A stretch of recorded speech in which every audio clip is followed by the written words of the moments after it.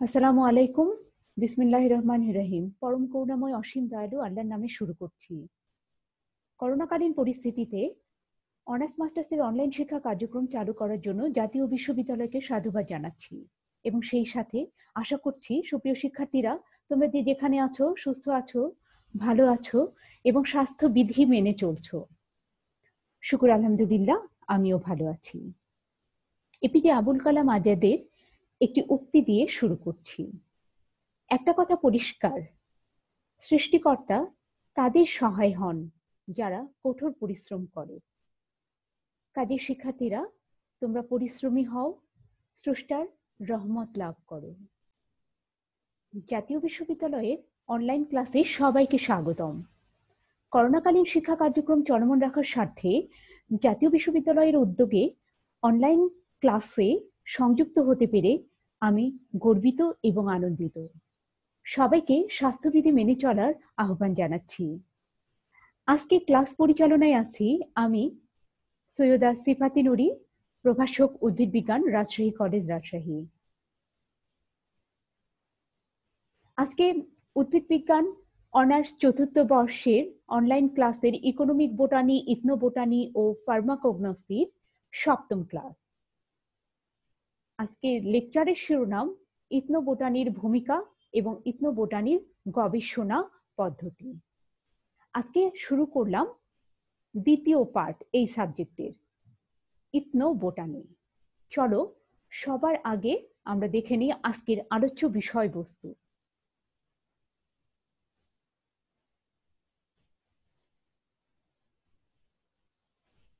আজকে ইথনো বোটানির উপরে কি কি আলোচনা করব দেখাই। ইথনো বোটানির ভূমিকা, তার মানে এখানে আমরা আজকে জানবো যে ইথনো বোটানি শব্দের অর্থ, ইথনো বোটানি কাকে বলে, ইথনো বোটানির বিভিন্ন শাখা, ইথনো বোটানির পরিসর এবং দ্বিতীয় ক্ষেত্রে ইথনো বোটানির উপর বাংলাদেশে যে গবেষণা সেটার উপরে আলোচনা করব।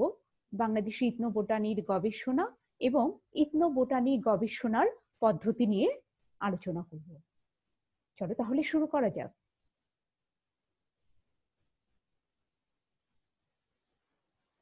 তার আগে আমি এই ইথনো বোটানি বা যেটার বাংলা হচ্ছে লোক উদ্ভিদ বিজ্ঞান, এটার উপরে কি কি টপিকস থাকবে সেটা একটু দেখাতে চাই। ভূমিকা থাকবে, ইথনো বোটানি গবেষণা পদ্ধতি, ঐশ্বরিক বা ধর্মীয় উদ্ভিদগুলোর উপর আলোচনা থাকবে, বাংলাদেশের উপজাতিদের উপরে আলোচনা থাকবে। পাঁচটা উপজাতিদের উপরে আলোচনা হবে এই চ্যাপ্টারটার, চাকমা, গারো, মারমা, সাঁওতাল এবং ত্রিপুরা। ঠিক আছে, আজকে তাহলে আমরা শুরু করছি ইথনো বোটানির ভূমিকা। ইথনো বোটানির ভূমিকার উপরে আলোচনা।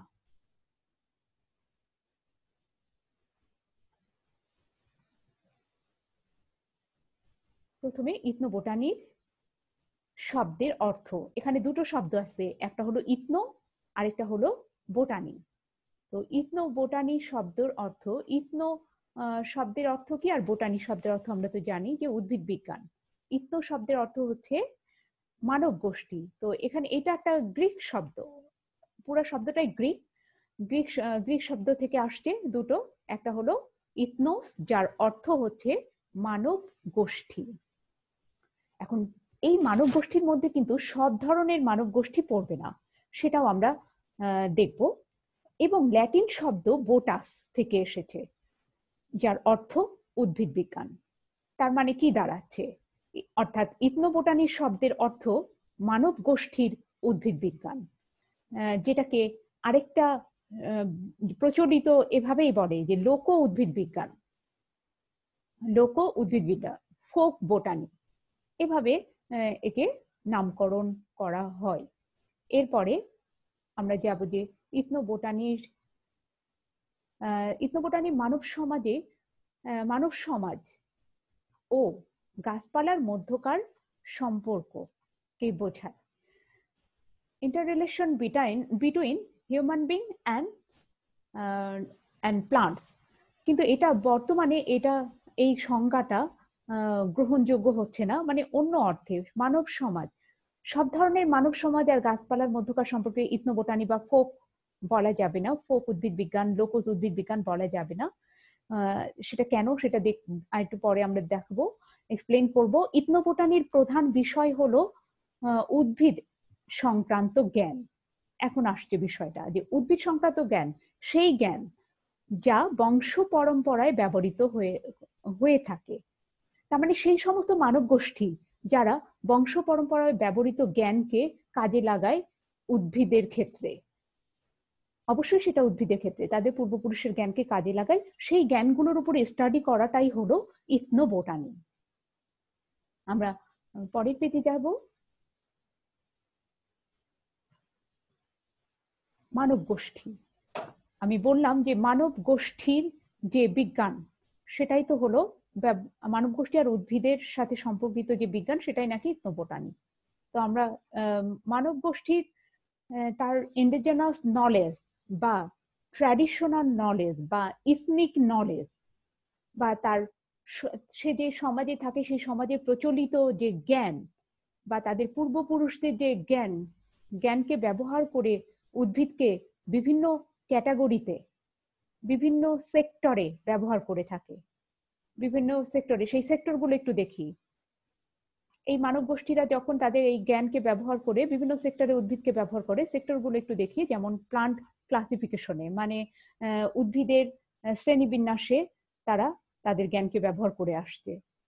তারপরে তারা কৃষিক্ষেত্রেও তাদের ইন্ডিজিনাস নলেজকে ব্যবহার করছে, তারা তাদের খাদ্যে ইন্ডিজিনাস নলেজকে ব্যবহার করছে, তারা মেডিসিন তৈরিতে তাদের জ্ঞানকে ব্যবহার করছে, তাদের বিশেষ ট্র্যাডিশনাল বা ইন্ডিজিনাস বা ইথনিক নলেজকে ব্যবহার করছে, তারা তাদের ইথনিক নলেজকে ব্যবহার করছে মেডিকেল ট্রিটমেন্টে, কিভাবে সুস্থ থাকা যায়, কিভাবে এটা থেকে মানে ট্রিটমেন্টের কৌশলগুলো তারা নিজেদের জ্ঞান থেকে আবিষ্কার করছে, স্টাডি করছে। তারপরে তারা তাদের ধর্মের ক্ষেত্রেও তাদের এই জ্ঞানকে ব্যবহার করছে, বা পূর্বপুরুষের জ্ঞানকে বা শাস্ত্রীয় জ্ঞানকে, প্রচুর প্রাচীন শাস্ত্রীয় বিভিন্ন ওল্ড টেক্সটকে ব্যবহার করছে, অ্যান্ড আদার ইউজ। এগুলোতে অন্যান্য আরো অনেক কাজে তারা তাদের এই জ্ঞানের ভিত্তিতে উদ্ভিদকে ব্যবহার করছে। তো এখন বিষয় হলো সেই জ্ঞানটা, এই জ্ঞানের ভিত্তিতে উদ্ভিদের উপর যে স্টাডি, উদ্ভিদের উপর তারা মানব গোষ্ঠী যে জ্ঞানটা ব্যবহার করে উদ্ভিদকে ব্যবহার করছে, সেই জ্ঞানের ভিত্তিতে উদ্ভিদগুলোর উপরে স্টাডি করাই হলো ইথনোবোটানি। ইন্ডিজিনাস নলেজের ভিত্তিতে উদ্ভিদগুলোর ব্যবহার, উদ্ভিদের উপরে গবেষণা, পর্যালোচনা, আলোচনা, সেইটাকেই বলা হচ্ছে ইথনোবোটানি। এখন মানব গোষ্ঠীর কারা মানব গোষ্ঠী, এই মানব গোষ্ঠীর মধ্যে কারা পড়বে? আদিবাসী, উপজাতি, গ্রামের কবিরাজ, সাধারণ গ্রামের মানুষও হতে পারে। গ্রামের সাধারণ মানুষ, শিক্ষিত অশিক্ষিত যারাই হোক, দেখা গেছে যে তারা অনেক উদ্ভিদকেই ব্যবহার করে তাদের পূর্বপুরুষদের ব্যবহৃত যে জ্ঞান, সেই জ্ঞানের আলোকেই তারা ব্যবহার করে। এই জন্য এরাই হলো সেই মানব গোষ্ঠী যারা তাদের সমাজে তাদের পূর্বপুরুষদের ব্যবহৃত জ্ঞানের ভিত্তিতে উদ্ভিদের ব্যবহার করেছে। এখন সেই উদ্ভিদগুলোর উপরে স্টাডি করাই হলো ইথনোবোটানির লক্ষ্য। ইথনোবোটানি কাকে বলে তাহলে এখন আমরা বলতে পারবো। মানব গোষ্ঠী ও উদ্ভিদের সাথে সম্পর্কিত যে বিজ্ঞান, সেটাই হলো ইথনোবোটানি। এই শব্দটি সর্বপ্রথম ব্যবহার করেন মার্কিন অধ্যাপক ডক্টর JW হার্সবার্গার 1896 সাল। এই শব্দটা যেহেতু হার্সবার্গার প্রথম ব্যবহার করেন, এই জন্য ওনাকেই ইথনোবোটানির জনক বলা হয়। এবার আমরা আলোচনা করব ইথনোবোটানির শাখা নিয়ে। বিভিন্ন শাখা, 10টা থেকে 11টা শাখা আছে ইথনোবোটানির। এই ইথনোবোটানির শাখাগুলো আসলে তৈরি হয়েছে তাদের যে স্টাডি, তাদের ইন্ডিজিনাস নলেজের ভিত্তিতে তারা উদ্ভিদকে তাদের নিজেদের মতন করে ব্যবহার করছে, সেটার উপর ভিত্তি করে কিন্তু ব্রাঞ্চ তৈরি হয়েছে। তারা যেহেতু বললাম যে তারা ক্লাসিফাইও করছে, উদ্ভিদকে শনাক্ত করছে, কালেক্ট করছে, শনাক্ত করছে, নামকরণ করছে তাদের নিজের ভাষাতে। কোনো দ্বিপদ নামকরণ না, এটা তাদের নিজস্ব ওয়েতে নামকরণ করছে। তাহলে তো এটাকে ট্যাক্সোনমি বলে, তাই না? এরকম আমরা দেখব যে ওরা ব্যবহার করছে উদ্ভিদ শনাক্ত করতে, উদ্ভিদ নামকরণ করতে। আবার দেখা গেছে ওরা ওদের নিজস্ব ওয়েতে কৃষি কাজ করছে, ফসল ফলাইছে। সেই জিনিসগুলো আমরা দেখতে পাবো যে সেখান থেকে একটা শাখা চলে আসছে। এবার সেই শাখাগুলো নিয়ে একটু আলোচনা করব। প্রথমে 1 নম্বরে যে ছবিটা দেখতে পাচ্ছি এটা হলো ইথনোট্যাক্সোনমি। ইথনোট্যাক্সোনমি শ্রেণীবিন্যাস, যেটা সম্পর্কে বললাম যে এই শাখাতে তারা ইন্ডিজিনাস নলেজের ভিত্তিতে উদ্ভিদকে কালেক্ট করে, উদ্ভিদকে উদ্ভিদকে শনাক্ত করার পরে উদ্ভিদকে নামকরণ করে, চিনে রাখে। এগুলো নিয়ে আলোচনা গবেষণা হয়। সেই শাখাটাকে বলা হচ্ছে ইথনোট্যাক্সোনমি। এখানে একটা প্রতীকী ছবি আছে যেটা তারা কালেক্ট করার জন্য, মানে শনাক্তকরণ করার জন্যই আলাদা আলাদা ভাবে সাজায় রাখছে। পেরুর এক উপজাতিদের এই শ্রেণীবিন্যাসকরণের কাজ চলছে। দ্বিতীয় ছবিতে আমরা দেখতে পাচ্ছি যে একজন উপজাতি মহিলা ছত্রাক হাতে দাঁড়িয়ে আছে। এটা দিয়ে যেটা বোঝাচ্ছি যে ব্রাঞ্চটা, সেটা হলো ইথনোমাইকোলজি। তার মানে তারা তাদের এই শাখাতে তারা তাদের যে ইন্ডিজিনাস নলেজ সেটাকে ব্যবহার করবে, বা আদিবাসী জ্ঞানকে ব্যবহার করবে মাইকোলজি মানে ছত্রাক বিদ্যা স্টাডি করার জন্য। বিভিন্ন ধরনের ছত্রাকের ইউজ প্রাচীনকাল থেকে উপজাতি আদিবাসী সাধারণ মানুষরা করে আসছে। এগুলো সম্পর্কে জেনে না জেনে যেভাবেই হোক তারা ব্যবহার করত। পরবর্তীতে তারা জানলো যে আরো বেশি এটাকে জানতে হলে এটা সম্পর্কে জ্ঞান অর্জন করতে হবে। তখন একটা শাখার আবিষ্কার হলো ইথনোমাইকোলজি। তাদের শুধুই ছত্রাক কিভাবে ব্যবহার করে, ছত্রাকগুলোর উপরেই এখানে আলোচনা গবেষণা পর্যালোচনা করা হয়। যেমন ওরা ইস্টকে অনেক আগে থেকে ব্যবহার করত, বিভিন্ন পানীয় তৈরিতে, খাবার তৈরিতে ব্যবহার করে আসছে। তো এর কিন্তু নামকরণ করতো, এটাকে ইস্টকে বলতো খামির, খামির নামে প্রচলিত ছিল। বাংলাদেশে ইথনোমাইকোলজির উপরে তেমন গবেষণা হয়নি ফিল্ডটা। এরপর আমরা দেখতে পাচ্ছি ইথনোমেডিসিন। সবচেয়ে বেশি পরিমাণে যারা ইথনিক নলেজকে ব্যবহার করে যে সেক্টরটা বেশি প্রসারিত, গবেষণাও বেশি হয়েছে এই সেক্টরটা নিয়ে, সেটা হলো ইথনোমেডিসিন। ইথনোমেডিসিন হলো যখন এই শাখাতে কি আলোচনা হয়, সেই সমস্ত উদ্ভিদ নিয়ে আলোচনা হয় যেগুলো তারা বিভিন্ন মানব গোষ্ঠী তাদের ইন্ডিজিনাস নলেজ ব্যবহার করে ওষুধ তৈরি করে থাকে। সেই সমস্ত উদ্ভিদের উপরে আলোচনা গবেষণা পর্যালোচনা হয়। তার মানে মেডিসিনাল প্লান্ট, এখানে কিছু মেডিসিনাল প্লান্ট নিয়ে আলোচিত হবে। বিভিন্ন উপজাতি আদিবাসীরা তাদের নিজস্ব ওয়েতে যে গাছগুলো ব্যবহার করে তাদের রোগ নিরাময়ে, ওষুধ তৈরিতে, সেই গাছগুলোর উপরে আলোচনা হয় এই শাখাতে ইথনো মেডিসিন। 2 নম্বর ছবিতে যেটা দেখতে পাচ্ছি যে কৃষি কাজ চলছে, তাদের নিজস্ব উপায়ে তারা কৃষি কাজ করে। ফসল ফলানো, ফসল কাটা, ফসল প্রক্রিয়াজাতকরণ তারা তাদের নিজস্ব জ্ঞানের ভিত্তিতে করে। সেইটাই আলোচনা গবেষণা হয়। সেই কৃষিভিত্তিক সব কাজ এই শাখাটাতে ইথনো এগ্রিকালচারে আলোচিত হয় তাদের ইন্ডিজিনাস নলেজের ভিত্তিতে। এখানে এটাই আলোচিত বিষয়, এগ্রিকালচার, তাদের ইন্ডিজিনাস নলেজের ভিত্তিতে বিভিন্ন এগ্রিকালচার। আরেকটা কথা বলতে হবে যে এখানে ঝুম চাষ বলে যে চাষটা হয় এখন জনপ্রিয়, এখন এটা সবাই মানে ব্যবহার করছে, এটা পাহাড়ি অঞ্চলের শুধু উপজাতিরাই না, সেটা হলো ঝুম চাষ। তো এটাও ইথনো এগ্রিকালচারেরই একটা আবিষ্কার। এখানে আমরা যেটা দেখতে পাচ্ছি ছবির মাধ্যমে, এটা হলো ইথনো মিউজিকোলজির একটা প্রতীকী ছবি। তো আমরা এই যে আদিবাসী উপজাতি, তাদের একটা সংস্কৃতি থাকে, ধর্মীয় অনুষ্ঠান, সাংস্কৃতিক অনুষ্ঠানে তারা বিভিন্ন রকমের বাদ্যযন্ত্র বাজায়। মানে এত রকমের বাদ্যযন্ত্র তাদের কালেকশনে আছে, তার বেশিরভাগই তারা তৈরি করে থাকে বিভিন্ন উদ্ভিদ থেকে। তারা এই বাদ্যযন্ত্রগুলো তৈরি করে থাকে, যার কারণে সেইটার উপরেও একটা তারা স্টাডি করে তাদের ইথনিক জ্ঞান থেকে, যে কিভাবে সেই বাদ্যযন্ত্রগুলো তৈরি হয়। সেটা নিয়ে আলোচনা করা হয় ইথনো মিউজিকোলজিতে। আরেকটা তথ্য, যেমন বাংলাদেশের লোকসঙ্গীতের একজন দুইজন সাধক নাম উস্তাদ বিসমিল্লাহ খাঁ, তারপরে আলাউদ্দিন খাঁ, তাদের যে শারদ এবং সানাই, সেটা কোন গাছ থেকে তৈরি আজও জানা যায়নি, কিন্তু সেটা গাছ থেকেই তৈরি হয়েছিল। অনেক সময় বিভিন্ন উপজাতিরা তারা যে বাদ্যযন্ত্র ব্যবহার করে তার ফর্মুলা সাধারণ মানুষকে বলতে চায় না, তাদের যার যার নিজস্ব সংস্কৃতিতে তারা রাখতে চায়, ফর্মুলা বলতে চায় না।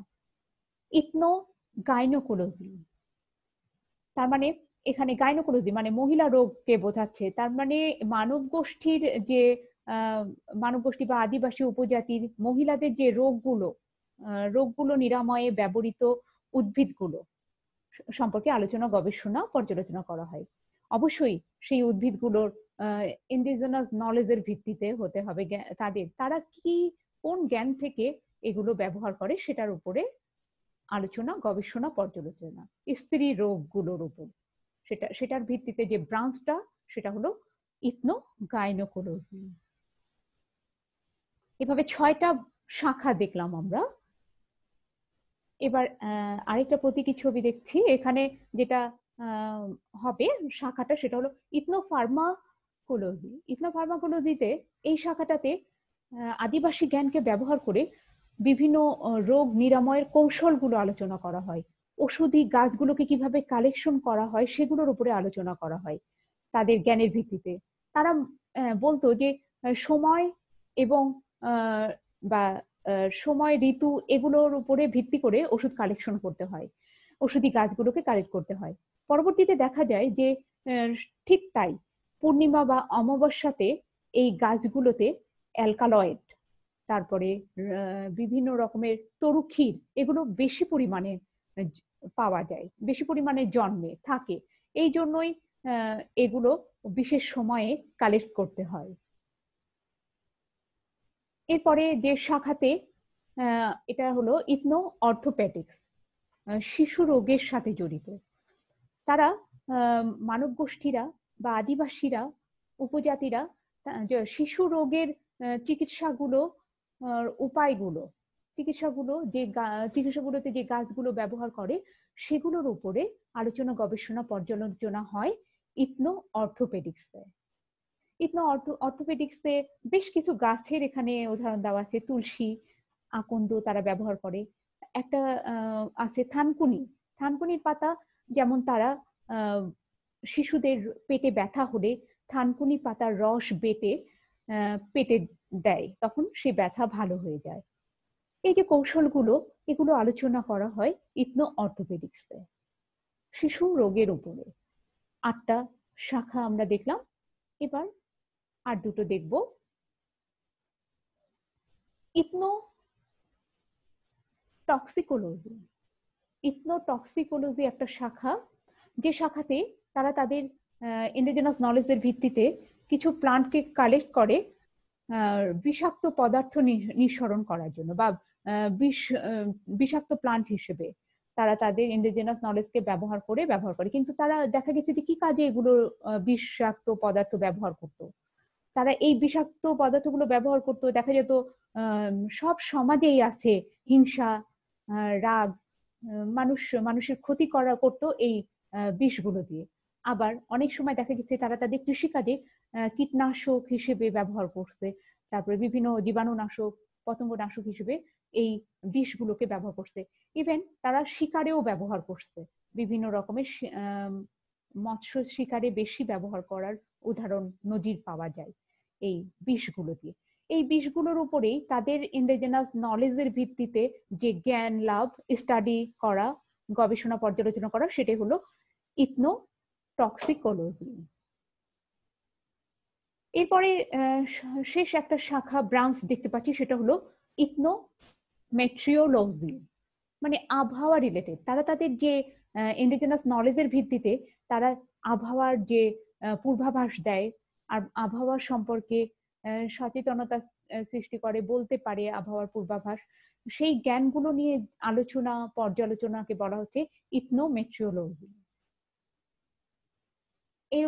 এইভাবে তারা যখন এগুলো তাদের নিজস্ব উপায়ে আবহাওয়ার পূর্বাভাস দিয়ে থাকে, যেটা তাদের কৃষিতে তাদেরকে সহায়তা করে, তাদের জীবন রক্ষা করে, অনেক সময় প্রাকৃতিক দুর্যোগ থেকে নিজেরা নিজেদেরকে এভাবে রক্ষা করে। সেই জ্ঞানগুলো এই ব্রাঞ্চে আলোচিত হয়। 10টা ছিল ব্রাঞ্চ। এখন ইথনোবোটানির পরিসর, ইথনোবোটানির কোন কোন ক্ষেত্রে মানে ইথনোবোটানির যে জ্ঞানগুলো মানব গোষ্ঠীরা তাদের যে ইন্ডিজিনাস নলেজকে ব্যবহার করছে কোন কোন ক্ষেত্রে ইথনোবোটানির, সেই ক্ষেত্রগুলোর মধ্যে একটা হলো ওষুধ তৈরিতে। ওষুধ তৈরিতে ইথনোবোটানির একটা পরিসর। তারা বিভিন্ন রকমের ওষুধ তৈরি করছে বিভিন্ন রোগে। শুধু খাবার না, তারা তাদের চিকিৎসা পদ্ধতি যেমন হচ্ছে কৌশলগুলো অবলম্বন করছে। অনেক সময় দেখা গেছে শুধু মুখে গ্রহণকৃত ওষুধ না, কোথাও লাগানো লাগানো বা কাটা ছেঁড়া অপারেশন সেগুলো করছে তারা তাদের ইন্ডিজিনাস নলেজ থেকে বিভিন্ন উদ্ভিদ ব্যবহার করে। তারপরে আরেকটা পরিসর ট্যাক্সোনমি। আমরা যেটা দেখলাম ট্যাক্সোনমি ব্রাঞ্চ আলোচনাতে, তারা তাদের নিজস্ব উপায়ে উদ্ভিদের শনাক্তকরণ করে, নামকরণ করে থাকে। এই জন্য ট্যাক্সোনমি একটা পরিসর। এরপরে কৃষি, তারা তাদের নিজস্ব উপায়ে কৃষি যত কাজ আছে সবই করে থাকে তাদের পূর্বপুরুষদের জ্ঞান ব্যবহার করে। ইভেন তারা তাদের নিজস্ব উপায়ে সারও তৈরি করে থাকে। ল্যাকি ল্যাকি নামক একটা টেরিডোফাইট উদ্ভিদ আছে, সেই উদ্ভিদটার গাছ ব্যবহার করে তারা সার তৈরি করে, তারা জমিতে দেয়। পরে দেখা গেছে যে এই গাছটার যে কাণ্ড সেখানে আছে প্রচুর পরিমাণে নাইট্রোজেন, ফসফরাস এবং পটাশিয়াম উপাদান আছে, যার কারণে এটা মাটির উর্বরতা বৃদ্ধি করে থাকে। এভাবে তারা তাদের নিজস্ব উপায়ে সারও তৈরি করে থাকে। বাদ্যযন্ত্রবিদ্যা, এটা তো তাদের একটা নিজস্ব একটা ওয়েতে তারা তৈরি করে পূর্বপুরুষদের জ্ঞান থেকে, ইন্ডিজিনাস নলেজ থেকে। সেই জন্য বাদ্যযন্ত্র বিদ্যা তাদের একটা ক্ষেত্র পরিসর।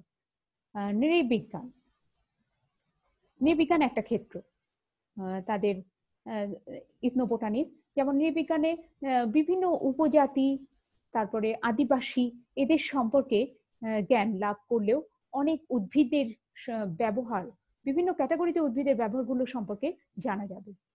তাদের এক একটা উপজাতি এক এক রকম ভাবে উদ্ভিদগুলো ব্যবহার করছে, তাদের জ্ঞান থেকে, জ্ঞানের ভিত্তিতে নামকরণও করছে আলাদাভাবে, সেই জিনিসগুলো জানা সম্ভব হবে। এই জন্য এটাও একটা পরিসর। সাহিত্য কর্মগুলো ইথনোবোটানির পরিসর। বেশ কিছু পুরাতন প্রাচীন সাহিত্য আছে, প্রবাদ প্রবচন এগুলো আছে, যেখান থেকে বিভিন্ন লোক সাহিত্য, বিশেষ করে সাহিত্য কর্মগুলো থেকে অনেক উদ্ভিদ সম্পর্কে জানা যায়, অনেকগুলো উদ্ভিদ সম্পর্কে। এই জন্য বলতে ইথনোবোটানির আরেকটা সোর্স হলো বিভিন্ন সাহিত্য কর্ম। তো সাহিত্যকর্মের ক্ষেত্রে আমাদের দেশের দেশের বলবো না, এই সাবকন্টিনেন্টে প্রবাদ, খুব ওল্ড টেক্সট একটা জনপ্রিয়, যেটাকে বলে খনার বচন। কয়েকটা খনার বচন দেখবো। খনার বচন গুলো কৃষিভিত্তিক হয় বা জ্যোতির্বিজ্ঞান ভিত্তিক হয়, উপরে হয়ে থাকে। খনা আজও জানা যায়নি যে তার বাস্তবিক সত্যতা এখনো পাওয়া যায় না এই খনা সম্পর্কে। কিন্তু তারপরেও এটা, তার যে বচনগুলো, নামে যে বচনগুলো প্রচলিত, সেগুলো কিন্তু মুখে মুখে কোথাও লিখিত সে রেখে যায়নি। যে খনা যার কথা বলা হয় লিখিত, সেই সময় খনা যে সময়টা ছিল সেই সময় থেকে সবাই বলতো মুখে মুখে খনার কথা, খনা এই বচনগুলো বলছে। তার কৃষিভিত্তিক বচনগুলো ওই সময় কৃষিতে অনেক বড় পজিটিভ ভূমিকা রাখছিল, যার কারণে কৃষির উপরে অনেক 100টার উপরেও বচন আছে তার মধ্যে কি কয়েকটা আমরা একটু দেখব। মূলত কৃষি উৎপাদন, প্রকৃতি ভিত্তিক বিভিন্ন উপদেশ হলো খনার বচনের মূল উপজীব্য।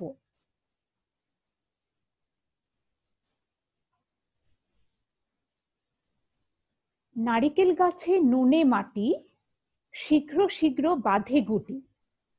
নারিকেল গাছে নুনে মাটি, শীঘ্র শীঘ্র বাঁধে গুটি, যার অর্থ হলো নারিকেল গাছের গোড়ায় যদি লোনা মাটি দেওয়া হয় তাহলে নারিকেলের ফলন ভালো হয়। আরেকটা দেখব, কলা রুয়ে না কেটো পাত, তাতেই কাপড় তাতেই ভাত। এটার অর্থ হলো কলা গাছের পাতা না কাটলে তাতে কলার ফলন ভালো হয়। উনি এক কথাতে সুন্দর প্রবচন। আরেকটা দেখব, খনা বলে চাষার পো, আর হাওনে কলারো। যেটার অর্থ হলো আষাঢ় শ্রাবণ কলা রোপণের যথার্থ সময়। এই ছিল আমাদের প্রথম পোর্শনটা, শেষ হয়ে গেল, যেটা ছিল ইথনোবোটানির ভূমিকা। এবার ইথনোবোটানির গবেষণা পদ্ধতি। ইথনোবোটানির উপরে বাংলাদেশে যে গবেষণা সেটার উপরে কিছু তথ্য, যেমন ঢাকা ইউনিভার্সিটিতে 1997 সালে সমাজ বিজ্ঞান বিভাগ চালু হলে সিলেবাসে নৃতত্ত্ব বিষয় পড়াতে একজন অধ্যাপক আসেন। ওনার নাম হলো পিয়েরে বেসাইন। অধ্যাপক পিয়ের বেসাইন এদেশে আসেন। কোন বিষয় পড়াবে? নৃতত্ত্ব, যেখানে এই আদিবাসী উপজাতিদের বিষয়গুলো সংযুক্ত। কত সাল? 1957 সাল ঢাকা ইউনিভার্সিটিতে সমাজ বিজ্ঞান বিভাগের আন্ডারে নৃতত্ত্ব পড়াতে আসেন পিয়েরে বেসাইন। তিনি চট্টগ্রামের উপজাতিদের উপরে গবেষণা করেন এবং 1958 সালে ট্রাইবসম্যান অফ চিটাগাং হিল ট্রাক্টস নামের বই লেখেন। এখন নৃতত্ত্ব পড়াতে তো বই লাগবে, উনি তখন চিটাগাং এর উপজাতিদের উপরে গবেষণা করলেন এবং বই লিখলেন 1958 সালে। সেটা হলো ট্রাইবসম্যান অফ চিটাগাং হিল ট্রাক্টস নামে বই লেখেন। এটা তোমরা হয়তো বা পূর্বে শুনে থাকবে যে এই বইটার নাম tribesman of Chittagong hill tracts, বাংলাদেশে উপজাতিদের উপর লেখা প্রথম বই। Tribesman of Chittagong hill tracts, 1958 by Pierre Bessaignet. বাংলাদেশে গবেষণা কাজটা শুরু হয় 80-র দশকে। 1986 সালে ইথনোবোটানি সম্পর্কিত একটা প্রথম লেখা প্রকাশিত হয়, একটা ছোট্ট পরিসরে লেখা প্রকাশিত হয়, সেটার নাম হলো ইথনোবোটানিক্যাল রেকর্ডস ইন বাংলাদেশ। সেটার নাম হলো ইথনোবোটানিক্যাল রেকর্ডস ইন বাংলাদেশ। এটার উপরে কাজ করে, মানে এটা লিখছে হলো এম সালার খান। উনি হলেন প্রফেসর, ঢাকা ইউনিভার্সিটির উদ্ভিদ বিজ্ঞান বিভাগের প্রফেসর মোহাম্মদ সালার খান, এবং তার student Hasan, M A Hasan. Hasan স্যারের বই আছে, তোমরা হয়তোবা পড়ে থাকতে পারো। ওনার একটা ছোট্ট চটি বই আছে যেটা ব্যবহারিকে কাজে দেয় সব সময়। বোটানির শিক্ষার্থীদের জন্য এটা খুবই উপকারী একটা বই। এই সালার খান এবং তার স্টুডেন্ট এম এ হাসান এটার উপরে, ইথনোবোটানির উপরে প্রথম লেখা প্রকাশ করে, ইথনোবোটানিক্যাল রেকর্ডস ইন বাংলাদেশ। তাদের এই কাজটা ছিল 1986 সালের। তাদের গবেষণার বিষয় কি ছিল? তাদের গবেষণার বিষয় ছিল ছোট কাজ, সেটা হলো উপজাতিরা হাড় ভেঙে গেলে কিভাবে জোড়া লাগায় সেই গাছগুলোর বর্ণনা। উপজাতিরা তাদের জ্ঞান, ইন্ডিজিনাস নলেজ ব্যবহার করছে হাড় ভাঙা জোড়া লাগাতে। কোন কোন উদ্ভিদ ব্যবহার করছে সেই জ্ঞান ব্যবহার করে, সেই উদ্ভিদগুলোর বর্ণনা, সেই উদ্ভিদগুলো তারা কিভাবে ব্যবহার করছে তাদের জ্ঞানের ভিত্তিতে সেই বর্ণনা, উদ্ভিদের নাম, পরিচিতি, এইগুলোর উপরে তারা কাজ করে হাড় ভাঙা জোড়া লাগাতে। বাংলাদেশে এই জন্য ইথনোবোটানির জনক হলেন মোহাম্মদ সালার খান, প্রফেসর, ঢাকা ইউনিভার্সিটি। মোহাম্মদ সালার খানকেই বলা হয় বাংলাদেশের ইথনোবোটানির জনক।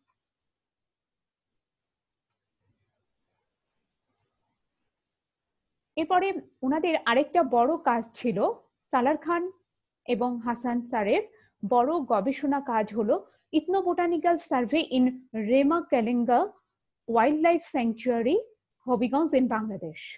এই কাজটা একটু বড় পরিসরে ছিল, সময় সাপেক্ষ। Ethnobotanical survey in Rema Kalenga wild life sanctuary, Habiganj in Bangladesh. হবিগঞ্জের রেমা-কেলেঙ্গা যে ইথনিক গ্রুপ, সেগুলোর উপরে ওনারা কাজ করে।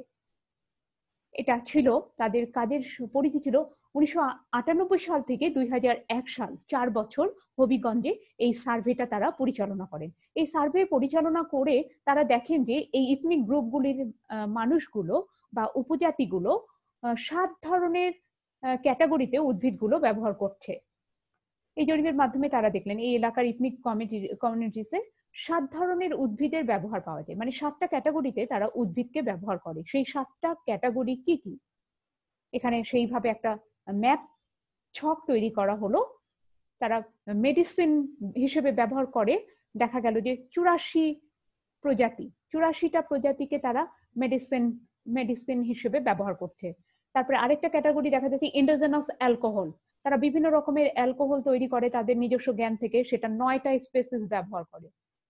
এরপরে তারা আরেকটা ক্যাটাগরি রিলিজিয়াস ফেস্টিভ্যালে 10টা প্রজাতি, 10 রকমের প্রজাতি ব্যবহার করে, রিলিজিয়াস ফেস্টিভ্যাল। এরপরে তারা অর্নামেন্টাল কাজে ব্যবহার করে 22টা প্রজাতি, অর্নামেন্টাল ক্ষেত্রে। তাদেরকে দেখা গেছে সবজি, বিভিন্ন রকমের শাকসবজি হিসেবে ব্যবহার করছে 31টা প্রজাতি। তারপরে তারা বিভিন্ন ফল ব্যবহার করছে 27টা প্রজাতির ফল তারা ব্যবহার করছে। তারপরে পেস্টিসাইড ম্যাটেরিয়ালস, বিভিন্ন রকমের কীটপতঙ্গ নাশক হিসেবে ব্যবহার করেছে 16টা প্রজাতি। এভাবে সবচেয়ে বেশি তারা ব্যবহার করছে দেখা গেছে যে মেডিসিনাল প্লান্ট গুলো, তাদের যে ক্যাটাগরি মেডিসিন তৈরি সেটাতে সবচেয়ে বেশি ব্যবহার করছে এই ইথনিক গ্রুপের মানুষগুলো। তাহলে এই 7টা ক্যাটাগরিতে তাদের ফলাফলটা তারা তৈরি করে তাদের কাজে। এরপরে আমরা যে বিষয়টার উপর আলোচনা করব সেটা হলো গবেষণা পদ্ধতি। গবেষণা পদ্ধতির ক্ষেত্রে এটাকে 5টা ভাগে ভাগ করে নিতে হবে। গবেষণা পদ্ধতিটি কিভাবে মানে বর্ণনা করব 5টা ভাগে ভাগ করে। প্রথমে হলো 1 নাম্বার, গবেষণা তথ্যের উৎস নির্বাচন করতে হবে। গবেষণা পদ্ধতিটা আমি ধাপে ধাপে বলবো। 1 নাম্বার ধাপ হলো গবেষণার তথ্যের উৎস নির্বাচন করতে হবে। আমি কোন সোর্স থেকে উৎস নিয়ে আমার গবেষণা কাজটাকে চালাবো, এটাই হলো এখানের বিষয়। তাহলে ইথনোবোটানির গবেষণার তথ্যের উৎস প্রথমে নির্বাচন করতে হবে। এই তথ্যের উৎস নির্বাচন, একটা উৎস হতে পারে ফিল্ড ওয়ার্ক, 1 নম্বর উৎস হতে পারে ফিল্ড ওয়ার্ক। তো ফিল্ড ওয়ার্কের কাজগুলো করতে কিছু পন্থা অবলম্বন করতে হবে। প্রথমে এক ইনফরমেটর করতে হবে, সিলেক্ট করতে হবে। ইনফরমেটর বা যারা তথ্যদাতা, বাংলায় বলে তথ্যদাতা, নির্বাচন করতে হবে। তথ্যদাতা নির্বাচনের ক্ষেত্রে অবশ্যই দেখতে হবে যে সে অনেক জানে কিনা যে এইগুলো বিষয়ের উপরে, অথবা খেয়াল করতে হবে সে হচ্ছে বিশ্বস্ত কিনা। ইনফরমেন্টকে অবশ্যই বিশ্বস্ত হতে হবে, সেই বিষয়টার উপরে অনেক বেশি জানতে হবে তাকে। তারপরে এইটারই যে ফিল্ডে কাজের দ্বিতীয় ধাপ হলো ইন্টারভিউ নেওয়া। 2টা পদ্ধতিতে ইন্টারভিউ নেওয়া যেতে পারে। একটা হলো semi structural interview. Semi structural interview হলো পূর্বে থেকে কিছু প্রশ্ন সিলেক্ট করে ইন্টারভিউ নেওয়া হয়। পূর্বে থেকে কিছু প্রশ্ন সিলেক্ট করে ইন্টারভিউ নিতে হবে, কিন্তু যদি অন্য কোনো প্রাসঙ্গিক প্রশ্ন চলে আসে প্রশ্নগুলো করা যাবে, প্রাসঙ্গিক প্রশ্ন করে অ্যান্সার নেওয়া যাবে, ইন্টারভিউটা হবে এমন। এটাকে বলা হচ্ছে সেমি স্ট্রাকচারাল ইন্টারভিউ। এই সেমি স্ট্রাকচারাল ইন্টারভিউকে আরেকটা নামে অভিহিত করা যায় কোয়ালিটি মেথড অফ ইথনোবোটানিক্যাল রিসার্চ। এটাকে বলা হচ্ছে কোয়ালিটি মেথড, কোয়ালিটেটিভ মেথড বলা হচ্ছে গবেষণার। আর আরেকটা পদ্ধতি হলো স্ট্রাকচারাল ইন্টারভিউ। স্ট্রাকচারাল ইন্টারভিউ এরকম, পূর্ব থেকে সিলেক্ট করা প্রশ্নগুলো ভিত্তিতেই ইন্টারভিউ নিতে হবে, কিন্তু তার বাহিরে অন্য কোনো প্রশ্ন করা যাবে না। এটাই হলো এই ইন্টারভিউকে বলা হচ্ছে স্ট্রাকচারাল ইন্টারভিউ। এটাকে বলা হচ্ছে কোয়ান্টিটি মেথড অফ ইথনোবোটানিক্যাল রিসার্চ, আরেকটা নাম।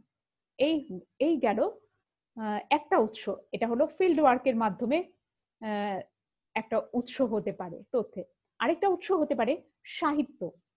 বিভিন্ন সাহিত্য কর্ম থেকে তুমি তোমার গবেষণা কাজের ইনফরমেশন পেতে পারো, ইথনোবোটানিক্যাল। যেমন একজনের কাজের উদাহরণ আমি দিচ্ছি, যেমন ওনার নাম হলো হার্ডওয়েল। উনি 1967 থেকে 71 সাল কিছু পুরা পৃথিবীর কিছু ওল্ড টেক্সট মানে প্রবাদ প্রবচন এগুলোর উপরে কাজ করেন, এবং লোক কিছু ওষুধের উপরে, লোকজ ওষুধ বা ফোক মেডিসিনের উপরে কাজ করে উনি একটা বই সংকলন করলেন, সেটার নাম হলো আওয়ার অ্যান্টিবায়োটিক প্লান্ট। একটা বই সংকলন করলেন, সেটার নাম হলো আওয়ার অ্যান্টিবায়োটিক প্লান্ট। এভাবে তোমার কাজের আরেকটা উৎস হতে পারে বিভিন্ন সাহিত্য কর্ম। তারপরে আরেকটা উৎস হতে পারে বিভিন্ন প্রত্নতাত্ত্বিক ছবি, নকশা, যেগুলো অনেক আগে কি হতো, মানে বহু বছর আগে মানুষ যখন লিখতেও পারে না, পড়তেও পারে না, সেই সময়ে তারা পাথরের গায়ে খোদাই করে আঁকতো, বিভিন্ন গাছ আঁকতো, গাছের উপকারিতাগুলো ছবির মাধ্যমে বোঝাতো। সেই সোর্স গুলো, সেই প্রত্নতাত্ত্বিক নিদর্শন গুলো হতে পারে তোমার গবেষণার তথ্যের একটা উৎস। তারপরে আরেকটা উৎস হতে পারে আরো ভালো উৎস, সেগুলো দেখা যাচ্ছে যে হার্বেরিয়াম, মিউজিয়াম, এগুলোতে রক্ষিত এগুলোতে রক্ষিত যে উদ্ভিদগুলো, এগুলোতে কালেক্ট করা তথ্য সমৃদ্ধ যে উদ্ভিদগুলো, সেগুলো হতে পারে তোমাদের গবেষণা তথ্যের উৎস। তারপরে বিভিন্ন লোক সাহিত্য ভিত্তিক বিভিন্ন অনুষ্ঠানগুলো, সঙ্গীত অনুষ্ঠানও হতে পারে, ধর্মীয় অনুষ্ঠানও হতে পারে, এগুলো থেকে তুমি ডাইরেক্ট এই তথ্যগুলো পেতে পারো, এই তথ্য অবশ্যই। তারপরে আরেকটা হতে পারে যে বিভিন্ন ইথনিক গ্রুপের উপরে নিজে ফিল্ডে গিয়ে মানে তাদের সম্পর্কে জেনে তাদের উপরে কাজ করে তোমার গবেষণা তথ্যগুলো নিতে পারো, এটাও একটা তথ্য হতে পারে। তারপরে আর বিভিন্ন ইথনিক গ্রুপের উপরে কাজ করা আর বিভিন্ন লোক অনুষ্ঠান বললাম, তো এইগুলো, এই কয়েকটা হতে পারে তোমার গবেষণা তথ্যের উৎস। 6টা, এরকম 6টা উৎস হতে পারে। তারপরে দ্বিতীয় তোমার গবেষণার ধাপ হবে, তুমি যে গবেষণা উৎস কালেক্ট করলা, ফিক্সড করলা, যেখান থেকে সেই তথ্যগুলোকে তোমাকে হুবহু সংরক্ষণ করতে হবে। তোমারই ভবিষ্যতের সেগুলোর, তোমার ভবিষ্যতে সেগুলো তোমারই পুনর্নিরীক্ষার জন্য তোমারই কাজে লাগবে। আবার পরবর্তীতে সেগুলো তোমাকে তৈরি করতে হবে মানে সর্বজন স্বীকৃত ভাবে। এই জন্য তথ্য তুমি যেটা যেখানে পাবে, সাহিত্যে পাবে নাকি ফিল্ড থেকে পাবে, নাকি কোনো ইথনিক গ্রুপে গিয়ে কাজ করে পাবে, নাকি হচ্ছে কোনো প্রত্নতাত্ত্বিক ঐতিহাসিক কোনো বিষয় থেকে পাবে, তাহলে এই তথ্যগুলোকে তুমি যেটা যেভাবে পাবে, যে ছবি হিসেবে পেলা না, লিখিত হিসেবে পেলা না, মৌখিক হিসেবে পেলা, সেই জিনিসগুলো একদম হুবহু ভাউচার স্পেসিমেন সহ তোমাকে সংরক্ষণ করতে হবে। এরপরে তোমাকে সেই তথ্যগুলোকে যাচাই করতে হবে বারবার, মানে সত্য সঠিক ছিল কিনা, তুমি যে তথ্যটা পেলা সেটা কোনো মানে ভ্রান্ত ভুয়া বিষয় কিনা, সেটার উপরে তথ্য যাচাই করতে হবে তোমাকে বারবার বারবার যাচাই করে তারপরে তুমি আগাবে যে তোমার এই কাজগুলো এটার উপরে কিভাবে আগাবে প্রথমে। তারপরে তোমাকে নকশা তৈরি করতে হবে, একটা গবেষণা নকশা। সেই গবেষণা নকশাতে উল্লেখ থাকতে হবে ভৌগোলিক অবস্থান, তুমি কোথায় করছো, সেইখানে কোন বিভাগ, কোন দেশের কোন বিভাগে, কোন জেলায়, কোন এলাকাতে, সেটা উল্লেখ থাকতে হবে। সেইখানকার অক্ষাংশ দ্রাঘিমাংশ উল্লেখ থাকতে হবে নকশাতে। নকশাতে উল্লেখ থাকতে হবে সেই এলাকার যে জনগণ, সেটার পরিধিটা, সেটার যে আকারটা কেমন, তারপর সেখানকার আবহাওয়া কেমন, মাটি কেমন, তাপমাত্রা কেমন, সব উল্লেখ করে একটা গবেষণার নকশা তোমাকে তৈরি করতে হবে সবার আগে। তারপরে যে 4 নম্বর ধাপ গেল, এরপরে পঞ্চম যে বিষয়টা আসবে সেটা হলো তথ্য সংগ্রহ, ডাটা কালেকশন এবং এগুলোকে শনাক্তকরণ। তুমি যে তথ্যগুলো সংরক্ষণ করলা ভাউচার স্পেসিমেন সহ, সেগুলাকে তোমার মতন করে সার্বজনীনভাবে স্বীকৃত করে সেই ডাটাগুলোকে তোমাকে কালেক্ট করতে হবে এবং সেগুলোকে অবশ্যই শনাক্তকরণ সহ শনাক্ত করতে হবে। যেমন যেমন আমি একটা ছোট বিষয় বলি, যে হয়তোবা তুমি একটা ইথনিক গ্রুপে কাজ করলা, সেখানে সেখানে একটা উদ্ভিদের বৈজ্ঞানিক নাম বৈজ্ঞানিক নাম তুমি জানো, অন্য নামে জানো, সাধারণ নামে জানো, কিন্তু ওখানে গিয়ে দেখলে যে আঞ্চলিক নাম, অন্য নাম, তুমি ওখান থেকে তথ্য কালেক্ট করলে, যেমন বেলের আঞ্চলিক নাম আছে, বেলগুলো আছে, কোন উপজাতি আবার এটাকে বলে শ্রীফল। তো তুমি শ্রীফল হিসেবে এক জায়গা থেকে তথ্য নিলে, তুমি কিন্তু ভাউচার স্পেসিমেনে লিখছো যে শ্রীফলের এই এই উপকারিতা। আবার আরেক জায়গায় আরেক উপজাতি বললো যে বেলগুলোর এই এই উপকারিতা। তো তুমি তো এইভাবে স্পেসিমেনটাকে কালেক্ট করছো, কিন্তু তোমার তথ্য যখন তুমি শনাক্ত করবে তখন বলবে যে এটা বেল গাছের অমুক উপজাতি এই এই কাজে ব্যবহার করে। এই হলো তথ্য সংগ্রহ ও শনাক্তকরণের একটা ছোট্ট নমুনা। এরপরে তুমি কিভাবে আগাবে, এটার যে সম্পূর্ণ যে কাজ, এটাকে একটা মানে স্ট্যাটিস্টিক্যাল ভাবে স্ট্যাটিস্টিক্সের মধ্যে ফেলবা, যে প্রশ্নগুলোর মাধ্যমে তুমি এখানে আসছে প্রশ্ন জরিপ, এগুলোর মাধ্যমে একটা জরিপ করতে হবে তোমাকে, স্ট্যাটিস্টিক্যাল জরিপই বলে এটাকে। জরিপটা কমপ্লিট হয়ে গেলে তারপরে একটা বিশ্লেষণীমূলক ফলাফল রেডি করতে হবে।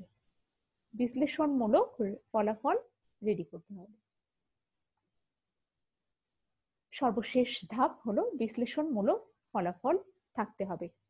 পুরা ওভারঅল প্রথম থেকে শেষ পর্যন্ত কাজের একটা বিশ্লেষণমূলক ফলাফল, বাস্তব ভিত্তিক ফলাফল দিতে হবে, যাতে সেটা সর্বজন স্বীকৃত হয়।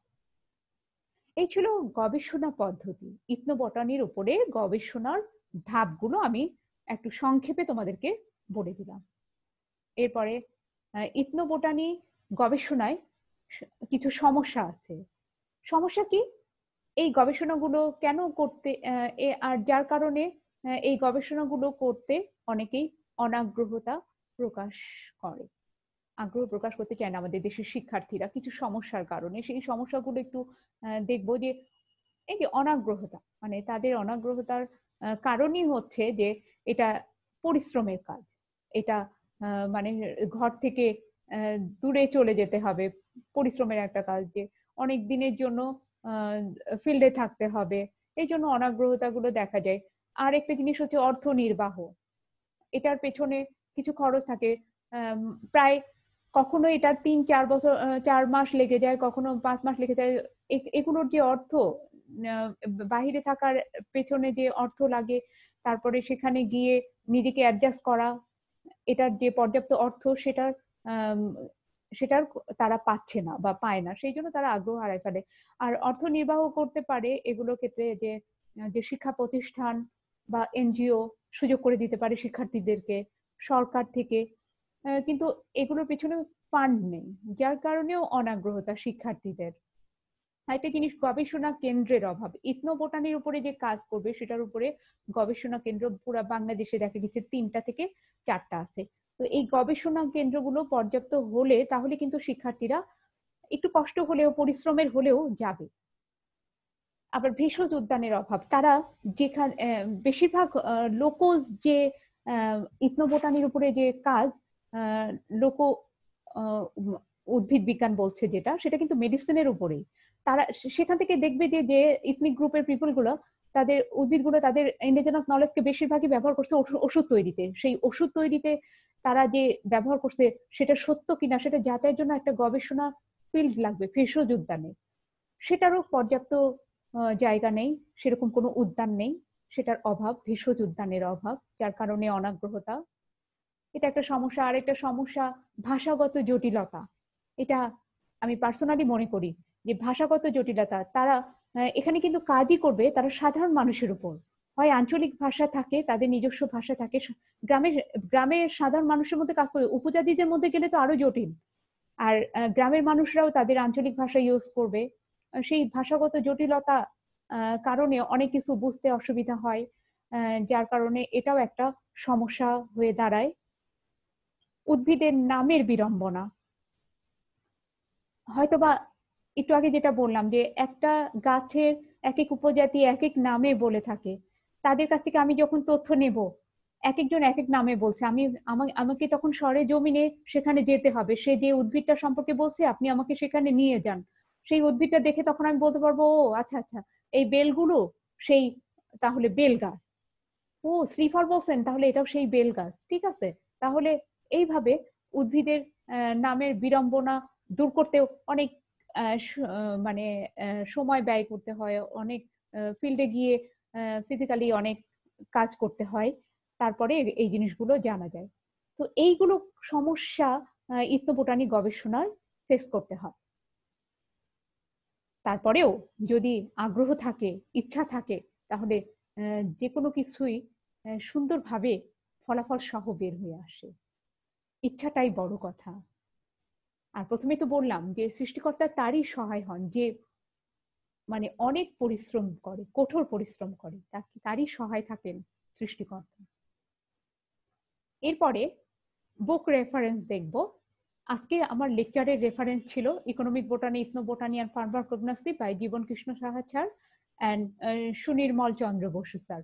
আর ইন্টারনেট সোর্স ছিল অনেকগুলো, যেখান থেকে আমি এই ইথনো বোটানিক্যাল রিসার্চের কিছু তথ্য নিয়েছি। এই ছিল বুক রেফারেন্স। পরবর্তী ক্লাস কি হবে একটু জানিয়ে দেই। পরবর্তী ক্লাস হবে ঐশ্বরিক বা ধর্মীয় উদ্ভিদ সমূহ। আমাদের দেশের 3টা মেজর রিলিজন আছে, সেগুলোর ভিত্তিতে আমি গাছগুলো দেখাবো। ঐশ্বরিক বা ধর্মীয়, বা এগুলোকে পবিত্র উদ্ভিদ বলে, ইংলিশে বলে স্যাক্রেড প্লান্ট। এই প্লান্ট গুলোর উপরে আলোচনা হবে। তো এতক্ষণ যারা মনোযোগ দিয়ে আমার ক্লাস করলে, তাদের সবার জন্য অনেক অনেক দোয়া এবং শুভকামনা। পরবর্তী ক্লাস দেখার আমন্ত্রণ জানিয়ে আমি বিদায় নিচ্ছি। সেই পর্যন্ত তোমরা সুস্থ থাকো, ভালো থাকো এবং অবশ্যই স্বাস্থ্যবিধি মেনে চলো। আল্লাহ হাফেজ।